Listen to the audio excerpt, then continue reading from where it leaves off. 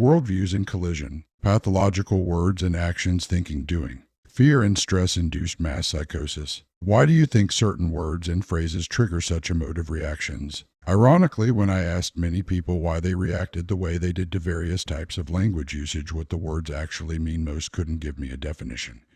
But they did get triggered more, making any logical discourse impossible. Their reactions reveal some form of neuroprogramming of their brains and the resulting emotive linkages. Perhaps those who call NLP pseudoscience should revisit the concept and do some more research on it. Our present psychosocial reality does seem to lend credibility to the concept regarding crisis conditions and many other factors. Situational king duration stressors do mimic negative NLP effects. Social engineering, weaponized information, mass-induced cognitive impacts from crisis. Experiential behavior modification methods and many more have been definitively proven and extensively researched. Hostile or unintended negative NLP effects can happen. Consider this in terms of the concepts of mass hysteria.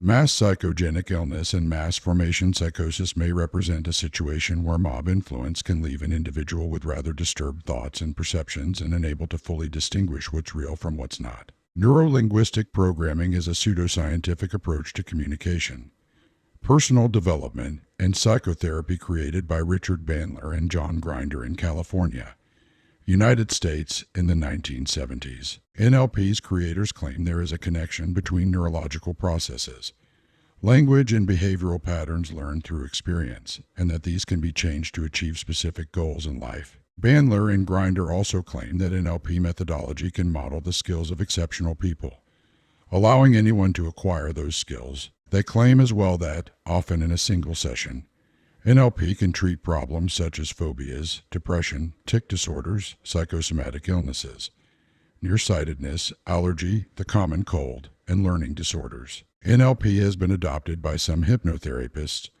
and also by companies that run seminars marketed as leadership training to businesses and government agencies. What can be used to good can often also be used for harm. If I were your enemy, I would poison your people with drugs, buy off political, academic, and business people and turn them into useful proxies. I would corrupt you morally, ethically, and intellectually to the point of delusional stupefaction. I would divide the people against themselves by infiltrating and using all the 7 spheres of society as points of attack. I would crush small businesses and destroy your corporate leaders' ability to make rational and ethically sound decisions. I would obliterate the middle class and increase the numbers of poor citizens beholden to the government via welfare, and use them as political proxies against their own interests by machinations and manipulation using propaganda and disinformation. I would gain access and control over all means of communications and weaponize it against anyone who refused to bend a knee to my goals and objectives of total control over society. I would create a real or counterfeit national crisis which allowed me to deceive the nation and its leaders into believing everyone's lives were at stake and offer them false solutions which provided me with a Trojan horse to gain more power and control over the entire nation and all of its 7 spheres of society. I would use draconian measures to restrict freedom and liberty falsely under the banner of the public good,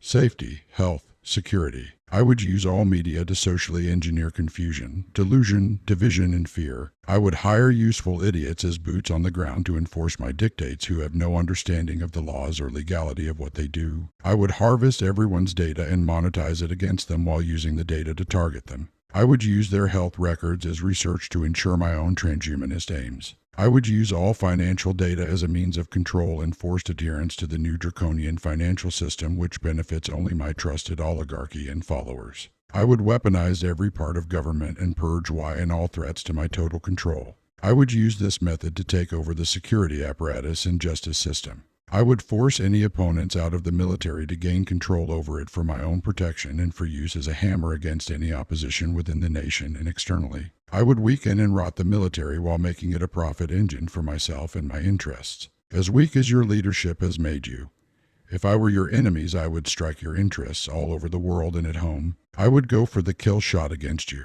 I would hit you from within and externally. I would strike you from the just beyond the borders with containerized weapons platforms from land and sea. I would pulverize your bases and eliminate your assets spread out all over the world. It would be a global Tet-like offensive which would neuter your military as if you aren't doing that with your policies within it already, and break your ability to project power beyond your borders. I would turn the citizens against one another and against their leaders, even as I use their leaders to sow their own destruction by making them rule by unwise and even delusional policies and dictates which eventually would feed them to the people, having made enemies out of the people. I would strip the ability of the state, industries, and the people to manage their own affairs while turning them against one another. I would use ideologues and destructive ideologies to infiltrate companies and government positions to enforce entropic policies to rot the effectiveness of those organizations and decrease their value. I would create the conditions for economic depravity with a focus on mission-critical nation industries would buy up and out leading companies to gain control over them.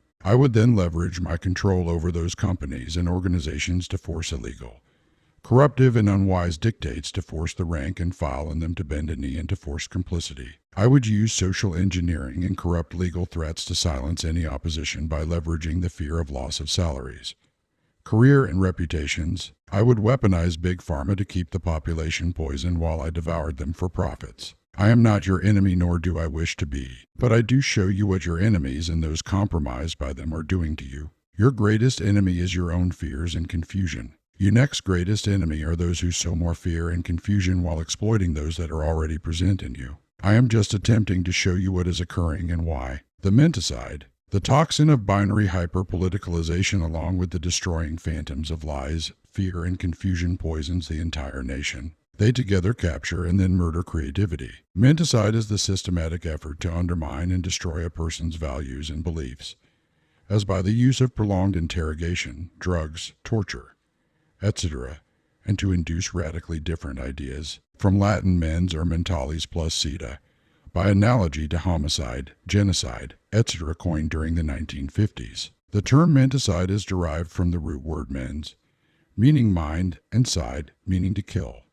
Thus, menticide means to kill the mental process, even so far as to kill one's own mind. The term has been in use in the field of psychiatry as early as 1951. Juste M. Mirlou published an article titled The Crime of Menticide that appeared that year in the American Journal of Psychiatry. Mirlou claimed that ample evidence has been gathered to prove that different forms of mental torture, menticide, are part of the stock and trade of all police states. Menticide was a technique used in World War II by the Nazis to destroy prisoners' beliefs, values, and psychological wholeness in order to coerce confessions. Juste Mirlou, a Dutch psychiatrist, was an early proponent of the concept of brainwashing. Mirlou's view was influenced by his experiences during the German occupation of his country and his work with the Dutch government and the American military in the interrogation of accused Nazi war criminals. He later emigrated to the United States and taught at Columbia University. His best-selling 1956 book, The Rape of the Mind, concludes by saying, "The modern techniques of brainwashing and menticide, those perversions of psychology, can bring almost any man into submission and surrender. Many of the victims of thought control, brainwashing, and menticide that we have talked about were strong men whose minds and wills were broken and degraded. But although the totalitarians used their knowledge of the mind for vicious and unscrupulous purposes, our democratic society can and must use its knowledge to help man to grow, to guard his freedom, and to understand himself." Recent scientific book publications in the field of the mental disorder dissociative identity disorder mention torture-based brainwashing by criminal networks and malevolent actors as a deliberate means to create multiple programmable personalities in a person to exploit this individual for sexual and financial reasons.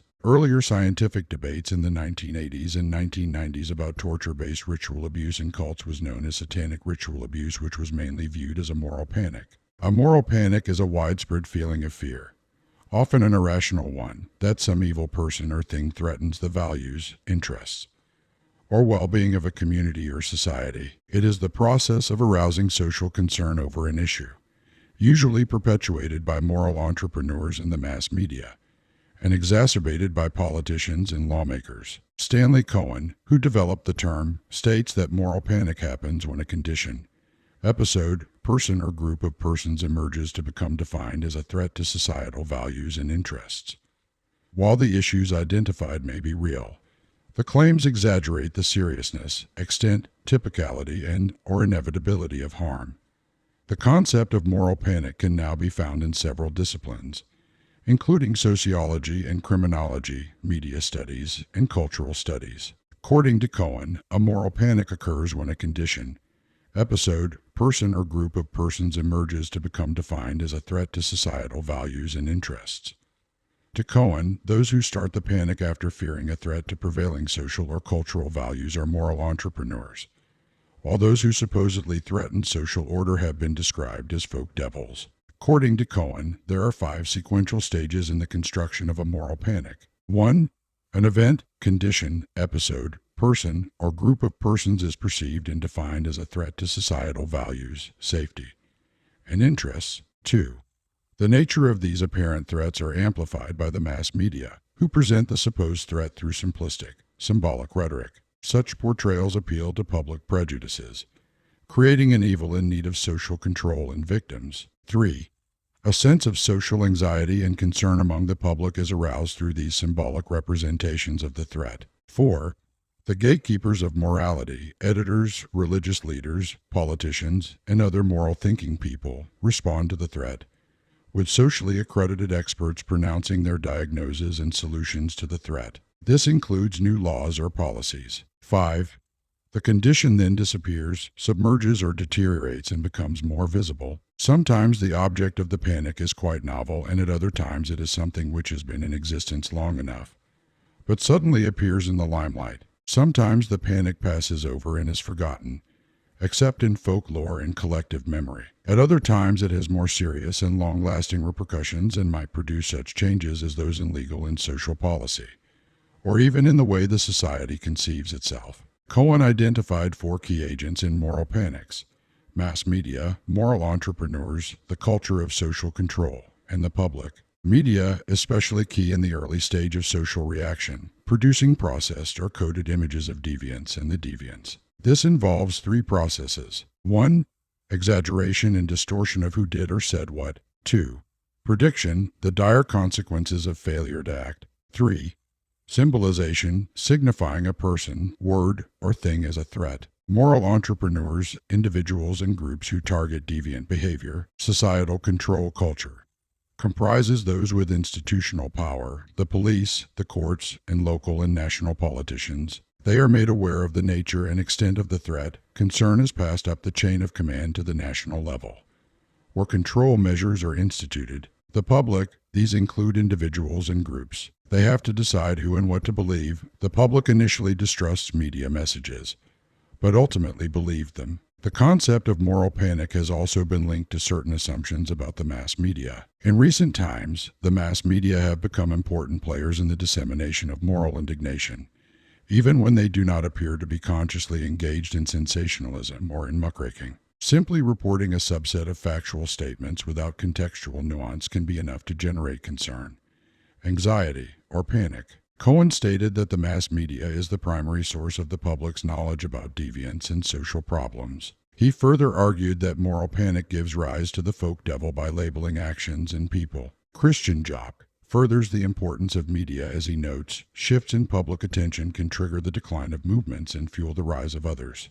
According to Cohen, the media appear in any or all 3 roles in moral panic dramas: setting the agenda, selecting deviant or socially problematic events deemed as newsworthy, then using finer filters to select which events are candidates for moral panic, transmitting the images, transmitting the claims by using the rhetoric of moral panics, breaking the silence and making the claim. In the early 1990s, Erich Good and Nachman Ben Yehuda produced an attributional model that placed more emphasis on strict definition than cultural processes. In their 1994 book Moral Panics, The Social Construction of Deviance, Erich Good and Nachman Ben Yehuda take a social constructionist approach to moral panics, challenging the assumption that sociology is able to define, measure, explain, and ameliorate social problems. Reviewing empirical studies in the social constructionist perspective, Good and Ben Yehuda produced an attributional model that identifies essential characteristics and placed more emphasis on strict definition than cultural processes.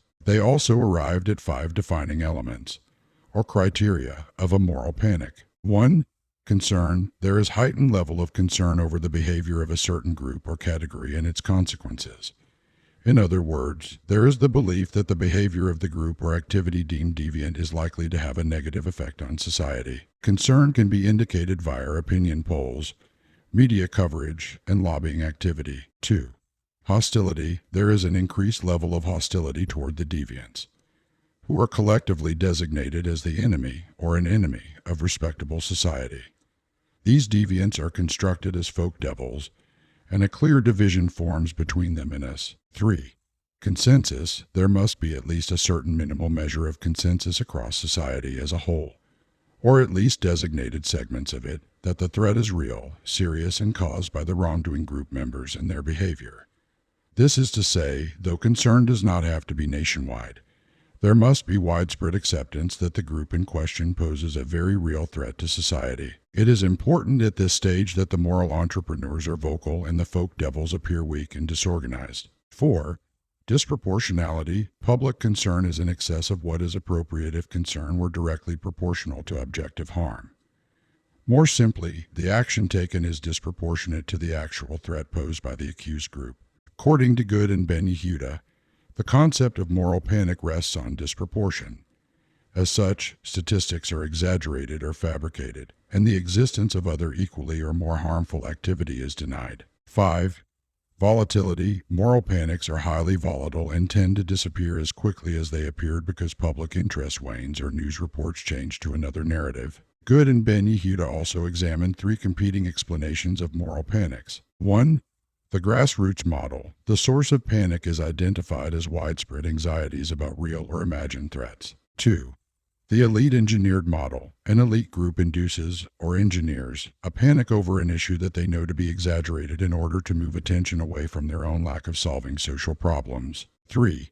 The interest group theory. The middle rungs of power and status are where moral issues are most significantly felt. Moral panic differs from mass hysteria, which is closer to a psychological illness rather than a sociological phenomenon. Sound familiar? It is what is at work: meta-war, the mass marketing of disease, mass hysteria, and psychogenic illness. The power of life and death is in the tongue. The love of money is the root of many evils. Where the leaders have no vision, the people perish. My people perish because of lack of knowledge. Few people really comprehend the power of suggestion and the proliferation of false narratives. This is a very big problem in the digital age of weaponized information. Propaganda has always been utilized by ruling powers and hostile actors to both manage perceptions and wage warfare. What is unique in our times is the technological means to implement it down to the individual levels in societies. Such weaponization of demography at such precise and individualized ways makes our times highly vulnerable to it via the internet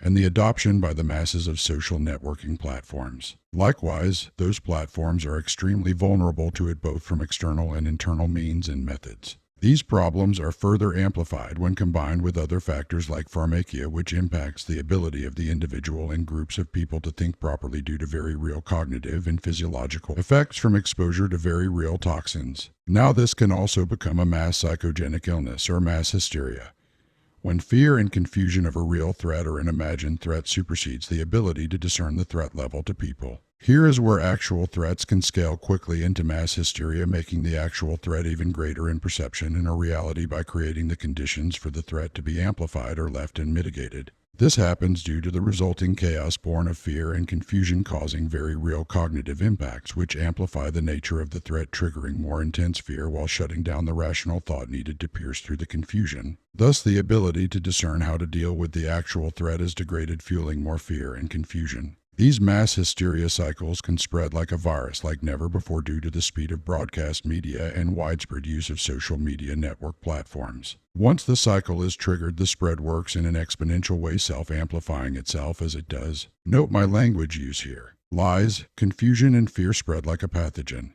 It is very much like a cognitive pandemic when it has a global impact on people, just like actual biological pathogens like a coronavirus can likewise do. Is perception really reality objectively? It is said that perception is reality. I would say that if your perceptions are distorted or even fully deceived by false information, deceptive appearances, a lack of knowledge, or insufficient pre-existing confirmation biases, those perception will create a distorted reality, as that is anything actual reality. In its extreme form, we call this delusion. When it spreads like a virus to groups of people, we call this mass hysteria. Such mass hysteria can trigger psychogenic illness with very real symptoms. Mass psychogenic illness and mass hysteria defined. Mass psychogenic illness or mass hysteria has been defined as a group of physical signs and symptoms which suggest the presence of organic illness but with no any clinical and laboratory evidence of disease, and is disease that affects more than one person who share a conviction of having a similar illness. Mass psychogenic illness is when people in a group start feeling sick at the same time even though there is no physical or environmental reason for them to be sick.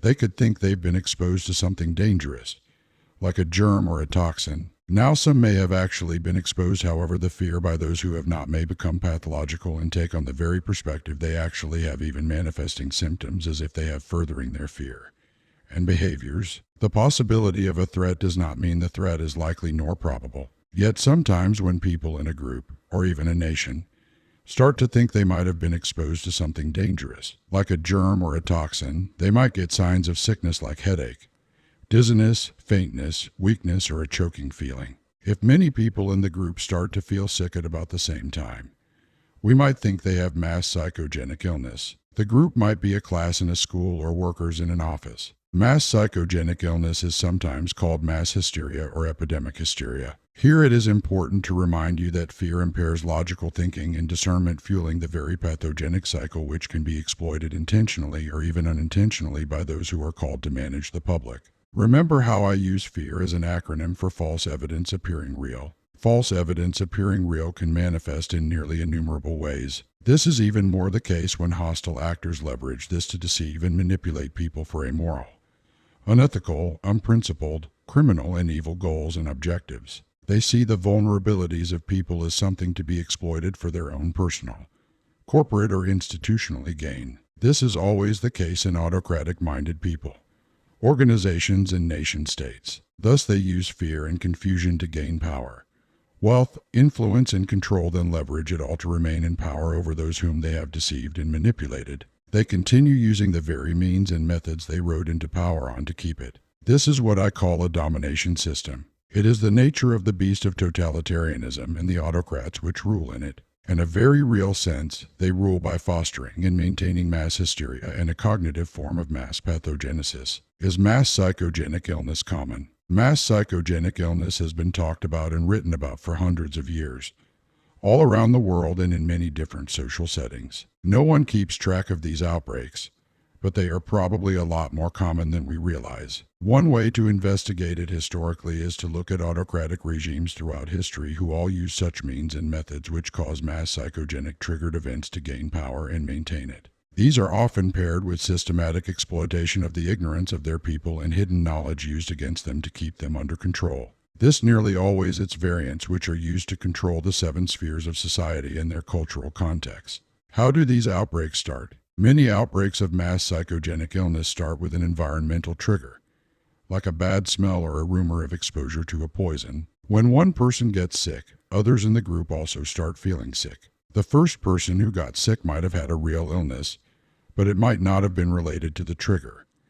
This is even more a concern in the age of social media and social engineering. It can be caused by the power of suggestion, weaponized information, disinformation, and propaganda. Thought leaders in various fields of science, business, and government often do not realize the impact for triggering this. Also, hostile forces like other nations have implemented such things as a means to degrade and destroy their perceived threats and competitors. This is best called the macro version of psychogenic pathology playing out in international relations between nations and powerful organizations and groups in those various nations. This can then result in induced psychogenic outbreaks in the same way viral epidemics and pandemics can be due to natural man-made causality and hostile intent. Like the unprincipled and evil individual, such nation-states can and do implement means and methods to influence and induce destructive mass hysteria, even intentionally inducing mass psychogenic cascades to weaken and destroy them. This is a function of Chinese unrestricted warfare, which is derivative from the 7 ancient Chinese military classics, with particular focus on the 36 stratagems of warfare.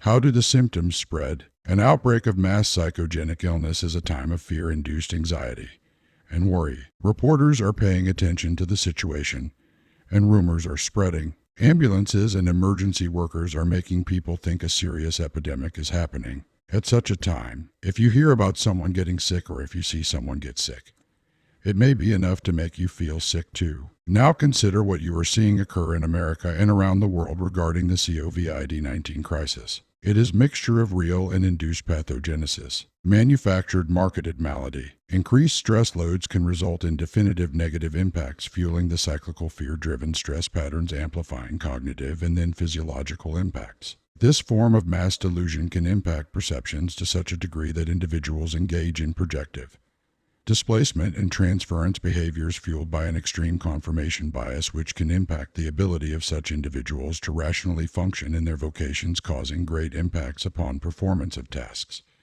and responsibilities. When such affected individuals are employed in healthcare or other critical public services, unintended consequences can occur, causing triggered event cascades such as cognitive dissonance, which results in degraded medical care of patients, like inaccurate diagnosis, dangerous treatment regimes, and unfounded prognosis, which result in injury and or death due to projected confirmation biases fueled by fear-induced transference. Greater than C, the effects of pharmacia upon people. Greater than C, effects of prolonged stress on cognitive function. Greater than C, the three nets of Belial, or scroll, Dead Sea Scrolls. Greater than C, the Book of Enoch and the Watchers. Greater than binary simulacrum micro-macro model. Greater than C, effects of COVID-19 on national psychosocial dynamics. Greater than C, the war and pharmacia cycle. Tyrants of circumstance, unwise leaders without vision. The following are a series of excerpts from the book Totalitarian Science and Technology. Adolf Hitler and Joseph Stalin enlisted scientists and engineers in their efforts to build strong states. These dictators desired industrial power and military might. To these ends, they underwrote expensive research and development in scientific institutes. Hitler loved superweapons. Stalin closely followed the Soviet atomic bomb project. Some of the scientists who toiled for Stalin were Nikolai Vavilov, an internationally renowned biologist who died in a labor camp while his brother became president of the Academy of Sciences, and Andrei Sakharov, father of the Soviet hydrogen bomb and later a political dissident.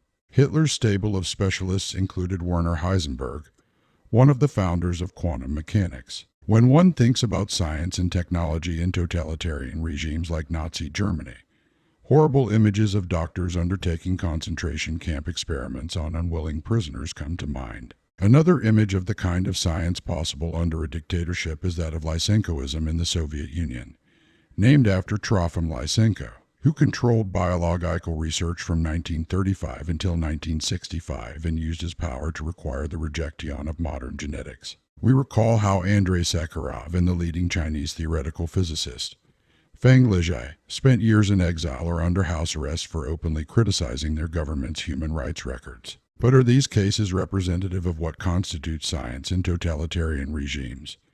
Or are they anomalies? Several leading historians and sociologists of science maintain that science operates according to democratic principles. They claim that these principles prevent any members of the scientific community from establishing their views about the phenomena at hand as sacrosanct, and ensure that scientific discovery is an adversarial and cumulative process that brings us ever closer to the truth. In an essay published in 1942 directed in part against the anti-intellectualism of totalitarian regimes, Robert Merton argued that the ethos of science, its universalism, communal character, disinterestedness, and organized skepticism, militated against particular dogmas of church, economy, and state. 20 years later, Michael Polanyi acknowledged that orthodoxy existed in science but called it a dynamic orthodoxy. He argued that the authority in scientific opinion remains essentially mutual. It is established between scientists, not above them, and that a republic of science existed to mediate disputes. Indeed, Polanyi, Karl Popper, and other philosophers of science wrote about this dynamic orthodoxy in part as an attack on pseudoscience, Lysenkoism, and so on. Authoritarian governments ensured control of scientists, and their allegiance to broader national programs both through coercion and co-optation of scientists and through the penetration of reliable socialist scientists into positions of responsibility in institutes. They ensured the reliability of scientists through the establishment of autarky in science, which made it difficult for scholars in China, the USSR, North Korea, and so on to be a part of the international scientific community. Control of information, censorship, and lags in publication all of which hurt performance, were also central features of the scientific enterprise. Scientists might have to produce dozens of testimonials, letters, and formal reports from intelligence agencies testifying to their reliability to attend a conference abroad, often having an exit visa denied to them at the last moment.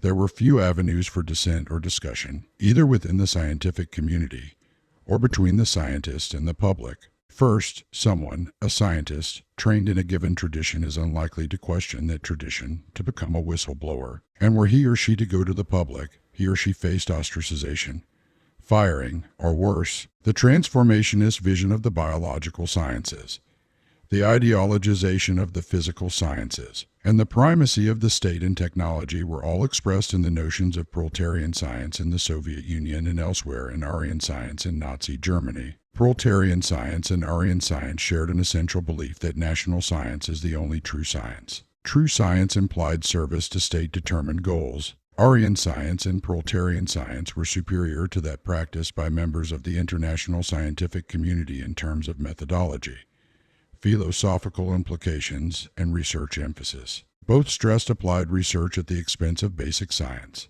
Both justified autarky in science. Scientific contacts between scientists at home and those abroad were sharply restricted. For example, the exchange of scientific articles and participation in conferences abroad, because the Nazi and Soviet governments feared ideological contamination of national science. Proletarian science, Marx, Stalin, and Kim Il-sung. To be sure, there were significant differences between proletarian and Aryan science. Proletarian science was a class-based doctrine. According to the Soviet version of Karl Marx's theory of history, historical materialism, society inevitably passes through a series of stages until its ultimate transformation into communism. These stages are slavery, feudalism, capitalism, and socialism, and a revolution or transformation from one stage of development to another. Say, from capitalism to socialism. The entire immense superstructure of philosophical, legal, and political ideas and institutions that arises upon a given economic basis also undergoes change. What happens to science? If science is part of the economic basis, then many of its salient features carry over to the next stage because of its implicitly cumulative nature. If science is a system of ideas and hence part of the superstructure, then it too changes radically, and socialist science differs greatly from capitalist science. Internationalist notions of science were pushed into the background. The superstructural conception gave rise to the notion of proletarian science as distinct from bourgeois science, in which such phenomena as Lysenkoism prospered. Soviet proletarian science emphasized applications for broad social purposes. It ridiculed the theoretical orientation of bourgeois science as divorced from the needs of the masses and ivory tower reasoning of little purpose. The absence of the profit motive also distinguished proletarian science from bourgeois science. Soviet philosophers and ideologues debated whether science was superstructural or part of the economic basis, concluding only in the 1960s, when Leonid Brezhnev had become Soviet leader, that it was part of the basis. While under Brezhnev, Soviet science became more international. Strict controls over scientific contacts, attendance at conferences, and receipt of literature remained. Socialist authoritarian regimes acknowledged the important place of science and technology on a number of difficult levels. Ideologues in these countries argued that Marxism itself was a science. What could be more scientific, objective, and powerful as a tool in the construction of communism than science itself, united with Marxist principles? Second, science benefited the masses, not the capitalist who, through naked ambition and the profit motive, benefited only himself or herself. Socialist scientists engaged in socially meaningful research, not so-called empty theorizing or ivory tower reasoning that ideologues believed was endemic under capitalism. Socialist science was transformationist, a tool to change a backward, agrarian nation into a modern industrial power and peasants, religious middle-class urbanites, and others into conscious materialist citizens. Science would become a symbol of national achievement and of the advantages of the socialist system over the capitalist one. From the book Totalitarianism, Science and Technology. Does any of that sound familiar? It is what we are dealing with here with censorship on social media and compartments within academia, the private and public sectors. It is just a little bit of a look behind the veil of the war we are all in. As for people, so too for the nation. Where the leaders have no vision, the people perish. The people perish because of the lack of saving knowledge. Where the leaders are evil, they attempt to make complicit all whom they have charge over likewise, which leads them both to their destruction. They always rule with forms of fear, confusion, and coercion. It is well known the impacts of fear and confusion. It is why I am so brutal on those who manage the pandemic crisis, including Fauci, because they know these things. They knew what their words and policies would cause. They knew the potential costs of secretly working with the communist Chinese regime and various kind of research banned in the United States. The resulting pandemic sparked from that work triggered the greatest power grab and disinformation campaign in human history, along with the quite literal shutting down of the world, the imprisonment and isolation of the world's entire population, a tidal wave of fear and confusion, as well as the collapse of the global order as it was previously known before the outbreak. The resulting social, psychological, and physiological impacts to people created a dark world where long-duration stress and uncertainty have way to fear, terror, total confusion, societal fracturing, and destroyed trust in academia, science, government, and one another. This is the problem with the induced myopathy of pride, fear, and confusion. The result is a particularly virulent kind of irrationality in the form of hypersubjectivism, which is ruled by that fear and terror born of confusion. It demands its way even if its way is the broad path which leads to destruction. It is the nature of the destroyer personified. It all has its inception in pride. Yes, it was pride that blinded many decision makers and citizens alike to their predicament. It was their words and deeds that caused a global breakdown of the like never before seen on a scale never before experienced. It was the decisions and the action of a very few people who, through means of pride, lies, and outright deception, drove the peoples, tribes, and nations to madness, leading the rise of delusional policies and entropic thinking and doing. A great darkness came over the entire world, and a terrible shadow descended upon the minds of many peoples, the zeitgeist from false light to global darkness. The word zeitgeist, from mid-19th century, from German Zeitgeist, from Zeittime plus Geist spirit, is described as the defining spirit or mood of a particular period of history, as shown by the ideas and beliefs of the time and outlook characteristic of a period or generation. Zeitgeist is defined as the spirit of a generation or a period of time. An example of its usage would be the following.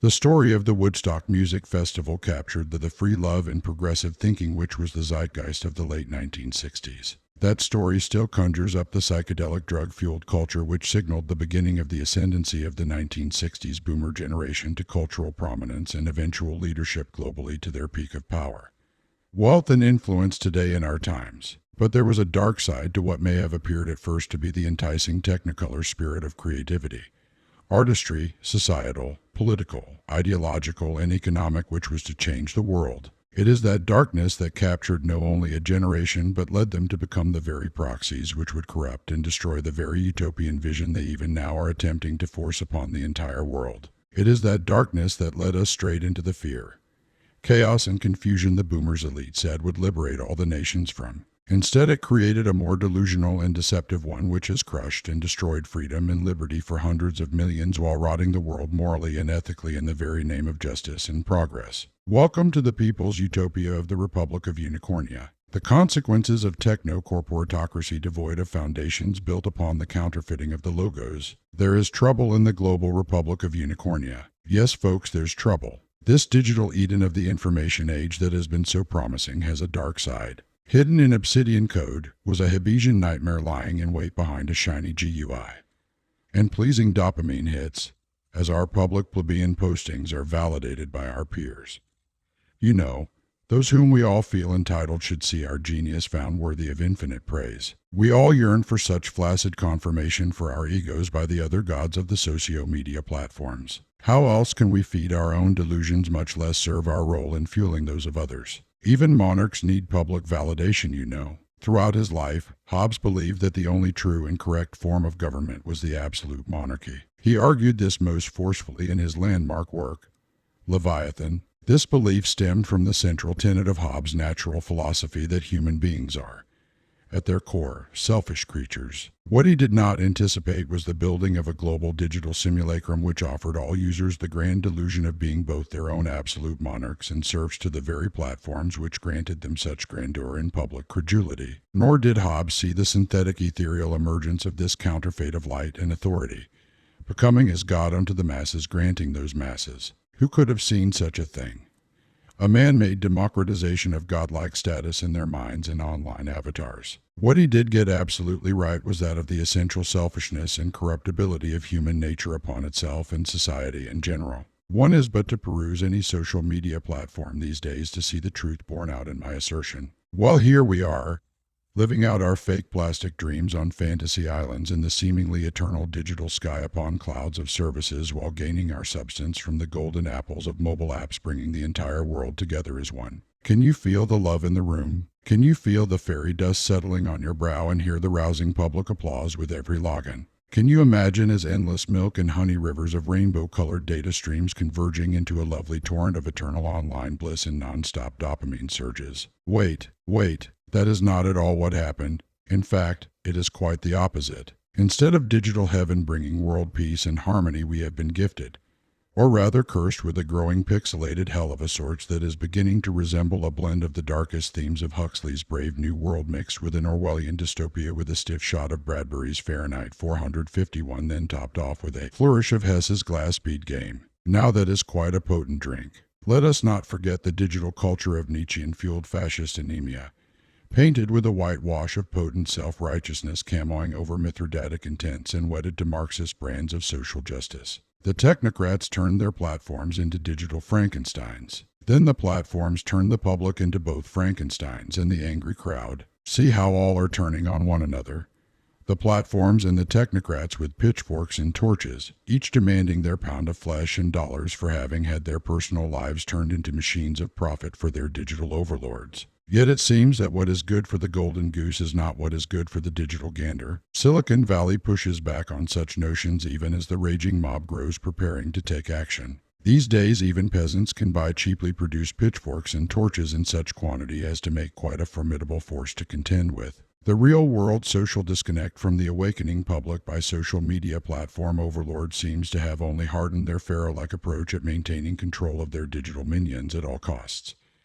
Costs passed along to their users, of course, furthering the spiraling towards distrust and conflict. It can now easily be said that if things don't change in the Republic of Unicornia soon, no amount of censoring algorithms or clever feature circuitry will suffice in stopping the juggernaut of rage and consequences from the unleashing of that rage upon the not-so-free marketplace. The possibly arises that much will be brought to bear on some companies for making merchandise out of their users, only to use the great wealth gleaned from doing so, to then arrogantly tell those same users to bend a knee to their censorship and false identity politically correct to generate corrupted wishes. Now we are to believe these same ones want to baptize us into ceding our freedoms, decision-making and moral choices to their amoral postmodernist AI god. Really now, even though they cannot secure nor debug their infested platforms already, there will be blowback.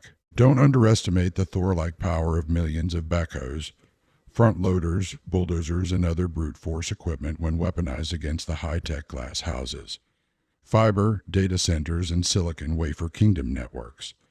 When the anger goes from boil to vapor, tampering with people's minds and lives, in the end, will always lead to vast problems. For everything that is conceived to enslave and plunder, there is an order or magnitude many times greater of ways to bring those systems down into their ruin when pushed to shove. That is just the retribution of pissed-off people. Let's add some more weaponized factors to the mix. The nature of consequence. Now, factor in the raw power of nature itself. A singular blast front the sun can end this whole global simulacrum in the blink of an eye. A singular earthquake can level cities and even nations. A single storm can destroy entire regions with wind, tornadoes, floods, and tidal surges. Now think of the cascade effects from the destruction of vital infrastructure, and the resulting disasters from that. Now imagine all of them at once. Better buy carrier pigeons because one day we might need them to communicate. All of this said, tell me why one single human being, organization, company, or nation-state has any valid reason to be arrogant and prideful. Can you? If all live on such thin lifeline, being vulnerable in all our innumerable fragile systems, why do those who are successful in any area of their life think it good to be prideful in any way? For in a blink of an eye it all be could ripped away, leaving you standing there with nothing but what you entered this world fresh out of the womb with. Companies like nations rise and fall. Nothing has permanence in this world but that you will leave it all permanently behind when you die. Even more of a reason to be grateful and humbled by what you do have and use it responsibly for the good of all wisely. Yet we put on a pedestal the vestal prostitutes of lies, greed and arrogance only to bow before them unto our own destruction. What fools we are! What folly this is! Can you not see that in our self-induced absurdities? We take what could be and render it into what will turn on us while demanding our very souls and flesh. That is pride. That is greed. That is the lie. That is the actual face of the zeitgeist. Yes, my friends, there is trouble in the Republic. The Republic of Unicornia, while all things do have their eventual end, and our digital mirrors and through our avatars we bid farewell to the Republic. Long live the Republic and its artificial intelligence monarchs and technocratic transhumanist oligarchs as we build our replacements in digital code and our follies. Future generations will look back in shock aghast at the sheer arrogance, avarice, and hubris of the time when one generation destroyed the world in the name of saving it in their delusion and self-deception. For the promised utopia was a lie to deceive the masses into the dystopian nightmare of science gone mad and human pride gone apocalyptic. We ourselves expected so much, having chosen in masses to believe their lies and accept the temptation, yearning for the infinite novelties of a spiritualized, virtue-signaling, consumer hedonist promised land. Yet what they delivered was not the promised utopia, though it did appear to be so until all the world was lured into the psychedelic daydream. Oh no, we were delivered to them like alloy bread for the Morlocks of the uber-elitist, autocratic, transhumanist utopia. Thus rose the beast of our own making, the great machine of the Red Dragoness Imperium. H.G. Wells' dark vision of our future. The Time Machine. By the year at 800-2701, humanity has evolved into two separate species, the Alloy and the Morlocks. The Alloy live a banal life of ease on the surface of the earth, while the Morlocks live underground, tending machinery and providing food, clothing, and inventory for the Alloy. The narration suggests that the separation of species may have been the result of a widening split between different social classes. With all their needs and desires perfectly fulfilled, the Alloy have slowly become dissolute and naive. They are described as smaller than modern humans, with shoulder-length curly hair, pointed chins, large eyes, small ears, small mouths with bright red thin lips, and subhuman intelligence. They do not perform much work, except to feed, play, and mate, and are characterized by apathy, and when Weena falls into a river, none of the other Alloy help her. Periodically, the Morlocks capture individual Alloy for food, and because this typically happens on moonless nights, the Alloy are terrified of darkness. The Alloy are herded, bred, and maintained by the Morlocks as a food source, much like cows or pigs are today. Now consider this in the false light of autocratic totalitarian regime. In the 1960 film version of the book, the Alloy are depicted as identical to modern humans, but small, blonde, and blue-eyed. The Morlocks use an air raid siren to put the Alloy into a trance state and lure them into their caves. One of the Alloy is motivated to beat a Morlock to death when it attacks the time traveler, in the 2002 movie adaptation of The Time Machine. The Alloy are depicted as identical to modern humans with a hunter-gatherer lifestyle and sport primitive-style clothing, and appear to be an ethnic amalgamation of various indigenous races, but maintain the English language as an intellectual exercise. And Dan Simmons' book Ilium sums up how our elitist future transhumanist demigods view us. In the novel, Alloy is a nickname for the lazy, uneducated, and uncultured descendants of the human race after the post-humans have left Earth. The name is a reference to Wells' Alloy, old-style humans and post-humans rule in Simmons' novel, with the Alloy being kept in zoos in restricted areas on Earth. The Alloy are technically adept but don't understand the technology.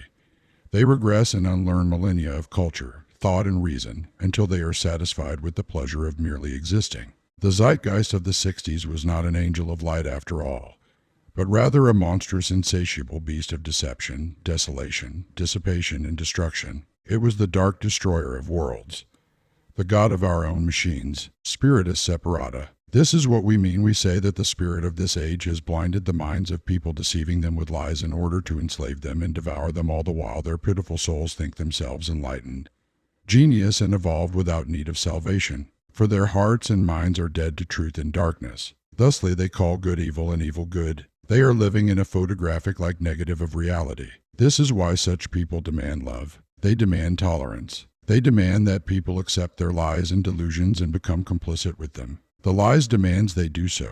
They lie forces its way upon those who are not a slave to it, attempting to enslave them through the proxies, or those who were slaves to itself. This is why such people and nations rule by fear and threats of forced complicity to tyranny. The autocratic society, ideological construct, the controlling individual all act the same way. They need a host like the lies which they are slaves to in order to continually feed the lies. The lie acts like a parasite upon the host. It demands absolute tolerance for its own actions while condemning others for theirs without regard to whether or not those actions are real or imagined. The Decepticon of lies. Those in a lie always try to force everyone else to first accept, then validate and ultimately serve the lie which holds sway over them. This is why dictatorial regimes demand absolute acceptance by the citizenry to the grand delusional narrative of the deified national myth obtained by lies, formed in lies and ruled by lies in order to enslave entire peoples, tribes, and nations. It is also why such regimes cannot tolerate any form of deviation from the talking points and forced narratives of the ruling elite which live like a corrupt pantheon of false gods and goddesses over the enslaved masses. As it is for the many, so too it is for the individual enslaved by lies. Such people are in a constant fight or flight confirmation bias loop. They cannot tolerate anything that might challenge the lie which owns them. Thusly, the lie uses them as proxies to war against anything that might expose the nature to the light of truth, freeing those whom the lie wishes to dominate and control. This is nature of the spirit of the age. It seeks to tempt, confuse, ensnare, enslave, and then dominate the individual and even nations, disregarding the consequences to the individual or the citizens and the nations at large. The lie always claims to be what it is not. It claims to be true even when all evidence to the contrary is present. It slanders, it accuses, it confuses, it manufactures false evidence to make itself appear true to deceive others. It projects what it has done, is doing, and plans to do on others in the form of accusations and slander, presenting reality in false light. So too do those who are enslaved by it. The lie weaponizes anything and everything it can to cast aspersions upon anything and anyone which might expose what it is, has done, and is doing. It waged war against the truth. Ironically, it does so to its own destruction. You see, a lie is not the absence of truth. It is the truth taken out of context and corrupted. For a lie cannot exist without the truth. The truth does not need a lie to be true. It is by its very nature true. It needs no external validation. Yet the lie needs the very truth it wars against in order to have something to sustain itself. Here wherein is the great paradox. The lie, being rooted in pride, cannot accept the truth without giving up the pride and exposing itself, and no longer remain a lie, now can it. So the lie is ensnared in the same manner it ensnares peoples, tribes, and nations, projecting onto them what it is in order to self-sustain itself through subjugation of others it can feed upon. Thusly why we say it is, like a shadow cast upon the dust of the ground from a light source, the way which leads to destruction and death. For it is upon the temporal, or rather mortal flesh of humanity the lie feeds in order to continue to exist. So in a very real sense, like its dependence upon the truth for its existence, the lie is also dependence upon the peoples and the nations to continue being deceived and enslaved by it, lest they ever see the truth that humanity, even in its temporal form, is greater than it is and be set free from its grasps in the light of the truth. You see this play out when tyrannical, corrupted, evil, autocratic regimes fall, when their excesses and abuses eventually turn the enslaved against their enslavers, rebelling against the lies which held them in chains to the dictatorial regime. All things in this world have a definitive beginning and a definitive end. You cannot overcome the temporal with more temporality, for it is temporary. Temporary is not infinite. Nothing made in and of the temporary will transcend its temporariness. Thusly your lives here in the definitive is bound to the finite temporariness. Yet why do the peoples and nations fear death? Or in other words, the definitive end. The definitive end is but the end of the temporary finite realm as experience and experience. You do know that all that has a definitive beginning and a definitive end points to something much greater than the finiteness of temporary existence. So again I ask you, why do you fear death? Death is the definitive end to your mortal experience in the darkness of this reality, bound to the clock on the wall of finite time. You fear what is beyond it because down deep you know that you are holding on to something which will affect your existence beyond your current mortal life. What you fear is condemnation and or annihilation. Yet have you considered that the temporary realm of existence is temporary precisely for no other reason than to point you to something much grander? Yet it is that great unknown something which is what you fear beyond death. That should tell you something about what is beyond death and what you should be asking yourselves in the present temporal moment. That something you fear is truth. You at once want to know what is beyond death while being completely terrified of it. Could it be that you have been deceived in this present world into fearing something that had made you fearful that it might enslave you to your fear here and now, while blinding you to the greater reality which is to come beyond the definitive end of your temporal life? What if that deception of fear is in fact trying to keep you from the truth of what is beyond, precisely to keep you enslaved in the present and while trying to destroy your future beyond this present life? Perhaps you should look at your fear of the beyond as your chains in the present and seek the truth as to why you indeed feel the way you do. Perhaps the fear itself is a sign to you that something is wrong in your life. Perhaps it is time to investigate these things I have written to you about. Perhaps you should consider all I have told you in these short paragraphs as a call to your heart and mind towards freedom and liberty that far transcends what even the most free experience you have ever had might have elicited in you. It is fear which causes the very psychological and physiological impacts which can make you sick by weakening your immune system. Consider these words, ponder them, test them. As it is for people, so too it is for nations. And yes, even financial institutions and industries. Othniel Max Daves,